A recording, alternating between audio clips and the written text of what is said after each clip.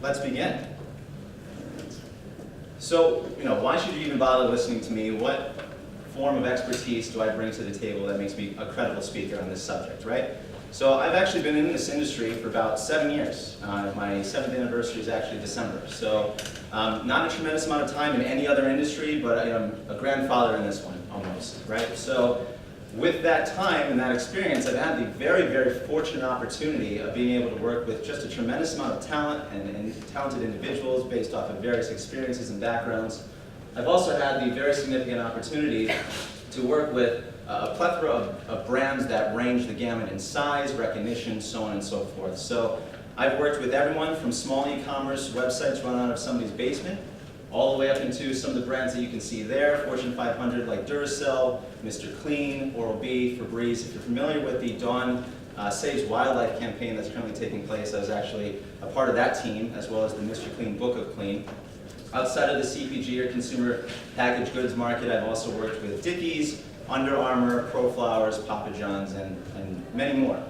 I am currently the Director of Organic Search and Strategy at a very promising up-and-coming search marketing agency called Eclipse Web Media, and I have a tremendous amount of friends in here from that company. Thank you for being here. And I am a published author on this actual concept, social SEO.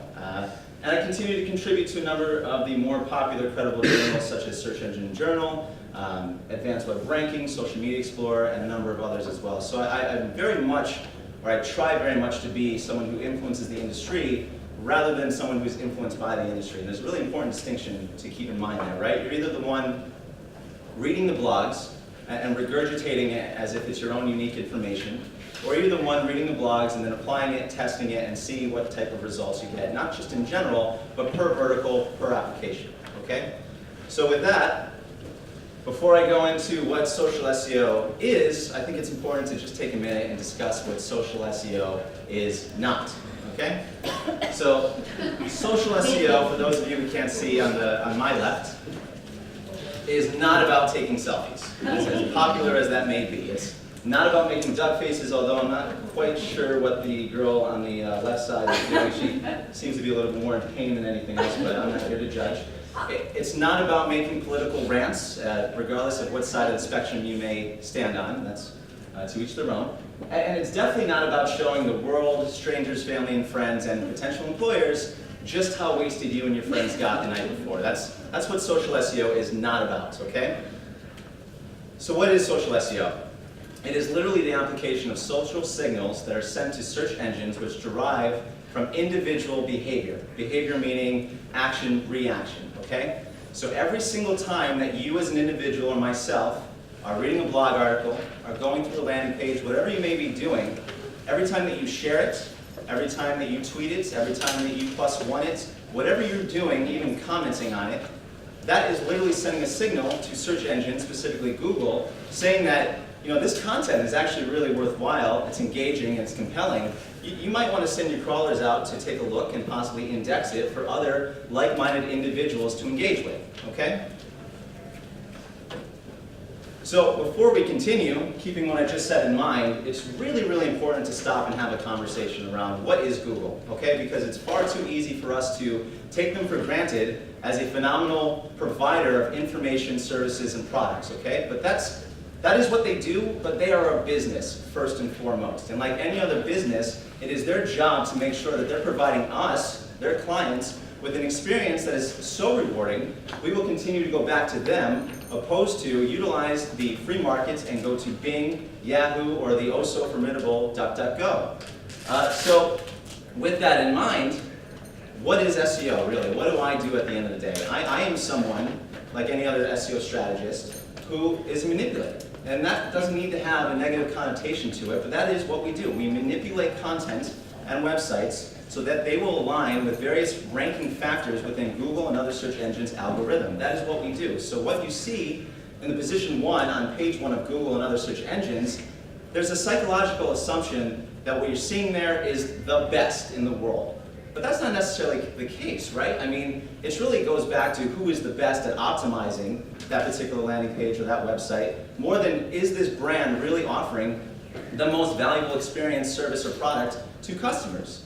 So when you think about Google trying to provide the all-encompassing experience, the most rewarding experience to their clients, us in this room, why would they continue to allow someone like myself to determine value when really they could be looking at the masses and asking the masses for that type of proof and that type of validation? So social SEO is so prominent today, and I very much believe will be the king as far as driving rankings, visibility, so on and so forth, because it's human beings validating a particular form of content rather than somebody sitting behind a desk trying to meet their expectations.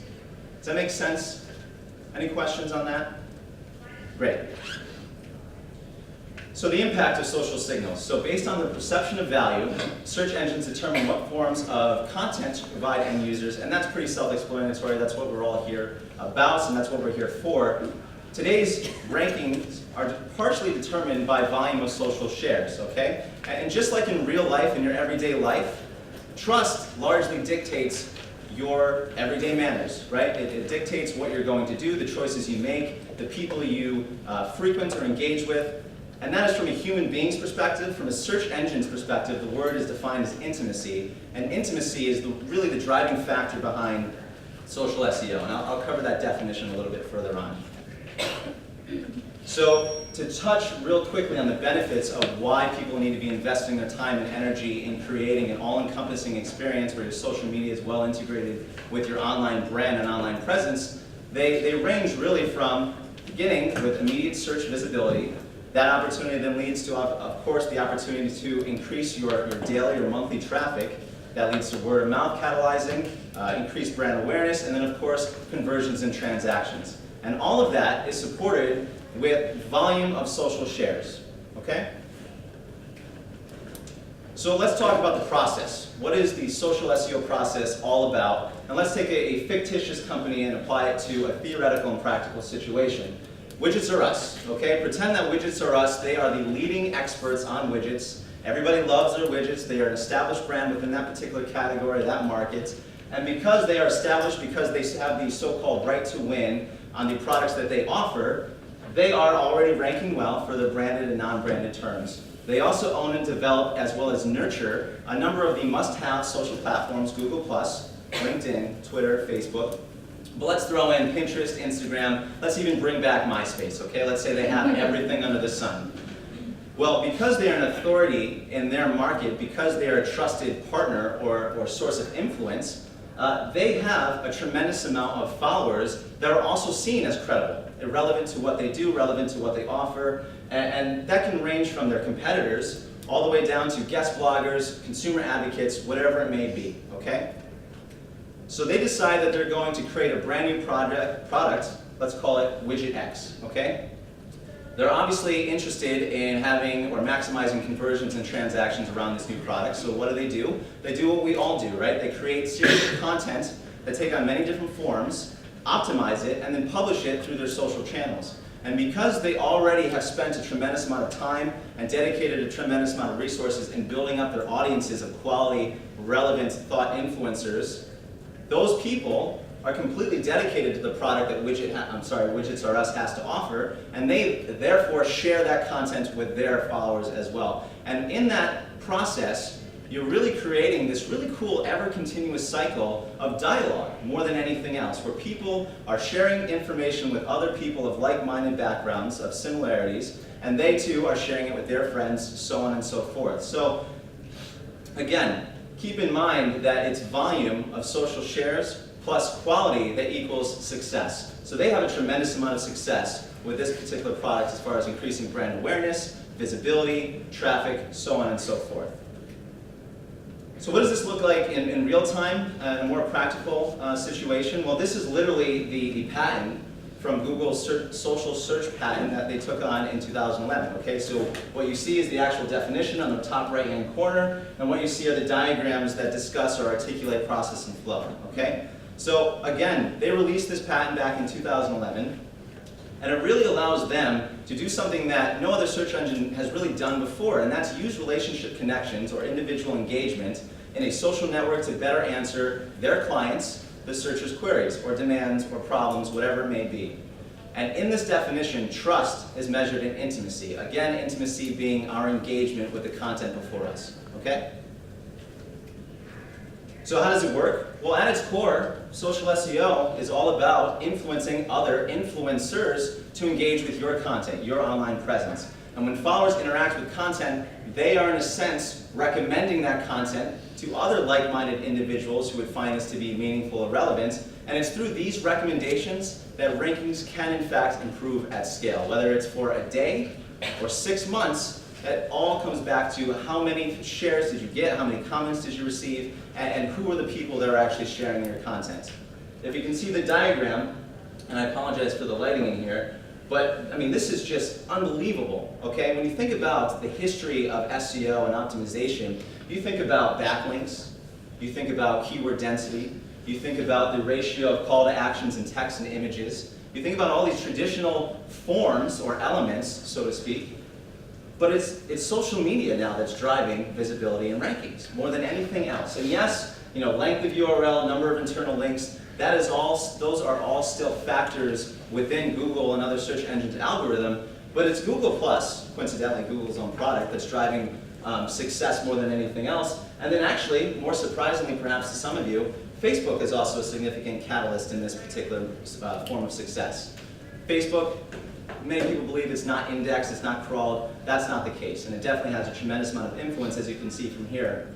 And these results were derived from a reputable company called Search Metrics, and they really reviewed over thousands and thousands of various forms of blogs and landing pages to get this type of determination, okay? But wait a second, didn't I just read somewhere that Matt Cutts said social shares don't mean anything? Well, yes, you probably did hear something along those lines, but you know, take a deep breath. It's not as hysterical as it sounds. There's a history of inexperienced SEOs running to the blogosphere, misinterpreting what they've heard, and writing out 300 shallow forms of blog articles saying this is what Matt Cutts said and this is the way of the industry here and out. But what they failed to do is actually test out what Matt Cutts is saying, okay? So, again, there's a history of people inflating this type of knowledge. It started not really in 2010, but a great example is with infographics being determined as, or quoted as dead, as a viable means for earning links. Press releases in 2011, 2012, guest blogging in 2013, and then most recently in 2013 and into 2014, they have fundamentally said that Google Plus ones do not support visibility and rankings, and obviously from testing, that is not necessarily the case, correct? So, take a deep breath. Not as bad as it sounds.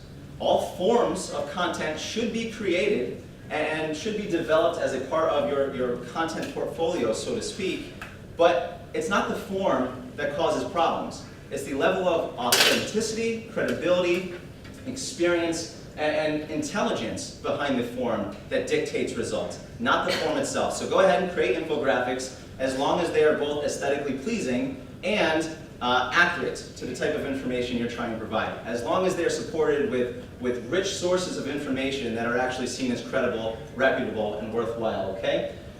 Going back to the concept of people being, you know, almost scared about what Matt Cutts says and then running off and not really thinking twice about it, it's important sometimes to listen to what he's actually saying or what industry experts are actually saying, not get caught up in the hysteria or the hype, right? When it comes to infographics on the bottom left corner, Matt's actually saying the infographic may be neat, but if the information it's based on is simply wrong, then it's misleading people. So what does that mean? Well, let's go back to the fact that Google is a business, so why would they provide their clients, me and you, with information that is falsified, or not credible, or not relevant, or just not true? They wouldn't do that just like any other business in their right mind would not do that as well if they hope to retain their customers. On the right-hand side, this is going about 2 years back, I was working with a very small client on the side, and when you just typed in geomodifier with SEO, Woburn, Massachusetts, very small community in Massachusetts, you see that it's actually the press release that ranks above their website. So again, press releases are not invalid forms of content, it just depends on how well you build them, okay? So why does any of this matter? Why did you guys get up in the morning, drive down here through the traffic, and listen to me talk about this? Well, it's because search has evolved and it's going to continue to evolve. It's not ever going to remain static or the same, okay? Results are no longer determined by volume of keywords or links. They're determined by human interaction. what we do, where we spend our time, who we talk to, who we follow, everything that we do as an individual and as a society online, they are taking into account and they're using that information, our behavior, to dictate results. Does that make sense? Cool. So let's just take 1 minute and consider all of the information I provided you over the last minute, or even the last 10 minutes, okay? And in just 1 minute, 2 days worth of video content are uploaded to YouTube and other video platforms like Wistia, Vimeo, so on and so forth. There have been over 2 million search queries done in the last minute on just Google alone. Over 100,000 tweets have been sent out, probably some of you in here as well. And there have been close to 350 blog articles published on just WordPress, not even considering Blogger and the other CMS platforms in the world. So why does social SEO matter? Well, it's because that's what everyone is doing, and that's where everyone is. What television was to advertisers in the 1950s and 60s, that's what digital marketing is to advertisers today and moving forward. So the desire to provide personalized search results plus the social natural dynamics of the internet, or the World Wide Web, is exactly why today's environment demands social approval. Make sense? Any questions so far? Great. I'm glad I'm explaining this so well that there are no conversations to be had. So I was a philosophy major for a while, and I very much try to live by the approach of the if-then statement, a very basic logistical statement. So take what we know of traditional SEO when you go to prepare your own social SEO campaigns and apply the if statements. If authority was built on quality and quantity of links, then intimacy, that definition going back to the social search patent, is defined by improving the quality and the quantity of your social connections and the relationship that you have with them, okay? And just to read directly from Google's patent, the quality of your connections is most important.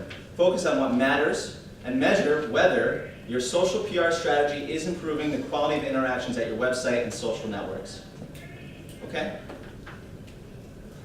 So how do you optimize for social SEO? Well, there are traditional areas that you can still apply, traditional SEO to. Depending on what particular platform you're working with or optimizing, determines the actual specific areas. But in general, you're looking at the About section, the Headline section, related websites, interests, images, videos, so on and so forth. Okay? To really, and this term is thrown out very loosely, but to truly maximize opportunity when considering traffic, engagement, conversions, transactions, you obviously have to prepare, right? That makes a lot of sense. It's pretty obvious. One of the best ways any strategist or brand can prepare themselves for a successful social SEO campaign is by putting together a content calendar, okay? It doesn't need to be aesthetically pleasing. It just needs to be laid out in such a way where you know exactly how to organize your messages per platform, per audience. Now, let me pause there for a second and almost explain to a finer degree what that means. I use Facebook, I use Twitter, I use LinkedIn, I use many other social media platforms. My personality, my intelligence, my behavior, it doesn't change regardless of what platform I'm using. However, the way I react to the content that I'm witnessing does change, okay? And the things that I'm looking to get out of each platform changes. And that makes probably a lot of sense because, even considering the simple point that Twitter you can use 140 characters to get somebody's attention, opposed to Facebook, where you have all the time in the world almost to be able to get in front of somebody and get their attention, right? So, laying out a content calendar that is intelligent, robust, probably 6 months to even 12 years ahead, laying out exactly what images, call to actions, links you're going to post in each platform that you're engaging or nurturing is going to be a phenomenal way for you to organize your thoughts, organize your message, but also to remain agile as you move throughout your campaign because you're going to see really in month 2 where all of your impressions are coming from, where you should really be allocating or investing your time, energy, and resources so that you're truly capitalizing on the areas that provide the most rewards or return on your investment. Make sense? Great. Some of the tools to use are Hootsuite, a phenomenal way to populate a particular message across multiple platforms all at once. Facebook Insights. Facebook advertising has significantly evolved since it became an IPO a few years ago, and there's a tremendous amount of insight that you can get from impressions, click-through rate, user engagement, understanding exactly what pockets or environments or even locations people are engaging your content the most from. And then of course, my favorite and free tool, Google Analytics. I don't think that there's anything really better than Google Analytics out there. Some of the performance metrics that you can take into consideration to really understand whether or not your campaign is moving in the right direction or if it's ultimately successful is looking at, of course, organic traffic, search rankings, Google Plus metrics or total volume of shares, the amount of social referrals that you get from your platforms or other third-party non-branded platforms, the impressions, and then of course the ratio of impressions to click-through rate. Now, I'm going to go into 3 different examples of how this works in real life, okay? So one, we're taking a look at an article that I published with Search Engine Journal. Now they are a credible platform, they have a decent amount of domain authority, and that's key here. And I created an article around the concept of email marketing and what type of ROI it generates on average, okay? As you can see, I got a decent amount of shares, so it's 701 in total, a decent amount of dialogue going around this particular concept. And after it was published, it was actually on page number 1 for 3 months straight. And if you were to look at it today, it's actually moved, this was published in April, moved to position 1 on page 2. But you can see that for the last 6 months, I've had a tremendous amount of opportunity to engage people that would otherwise not be able to find me, know who I am, know what this concept is all about. And there is the progression of visibility to traffic to conversions, transactions, so on and so forth.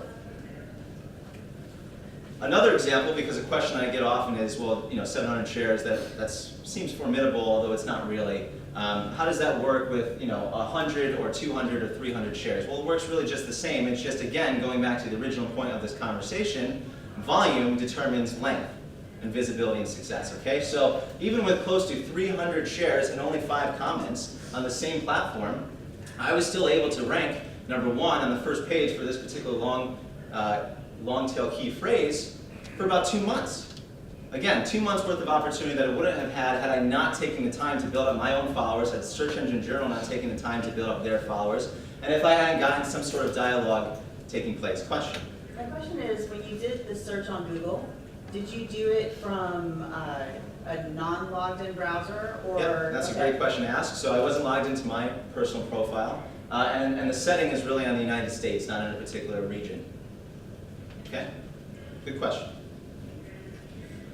A different type of example to really push the real value beyond rankings and visibility, because rankings these days, as you're all aware of, is just one piece of the puzzle, so to speak. It's really about consumer reaction and engagement. So working with Duracell, they had a series of videos that they created without our knowledge, not that they needed to tell us, that was dedicated to their partnership with the NFL, specifically San Francisco 49ers, Patrick Willis. So they sent us these commercials, they were not optimized, they did already exist on YouTube, and they had about 1,000 views at that point. They had been out for about a month, okay? So we optimized in the traditional sense, but we also went ahead and created a manual transcript to support relevance for search engines to understand what the dialogue actually referred to. We put in an external link that led to Duracell's landing page about the quantum battery, which is what the commercial was all about.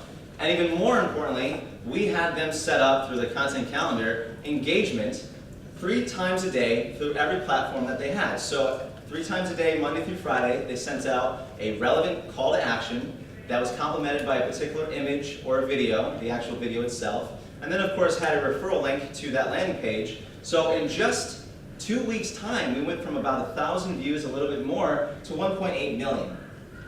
Now you could say, well, Duracell, I mean, they are recognized worldwide. Of course, they could have that type of effect. But if you have a business or you're working with a client, regardless of whether or not they have 2 people in the office or they're Fortune 500, they wouldn't be in existence if people didn't care about what they had, right? It just doesn't make any sense. So whether you're Duracell or you're the small guy working out of his basement, it's all about time. You have to invest time, same as you did with SEO to get rankings. You have to invest time in social SEO in order to get a tremendous amount of influencers to catalyze results on your behalf. Make sense?